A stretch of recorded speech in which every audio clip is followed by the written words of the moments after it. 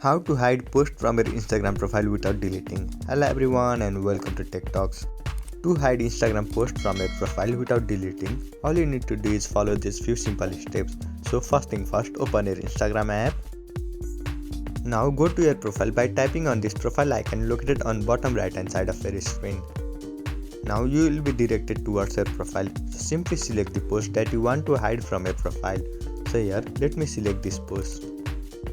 Now what you need to do is tap on this three dot icon located on top right hand side of your screen.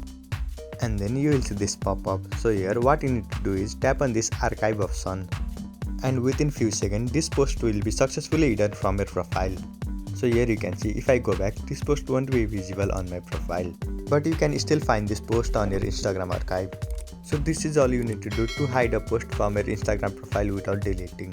I hope you found this video helpful. Thank you for watching. Follow us for more helpful tutorials. Subscribe.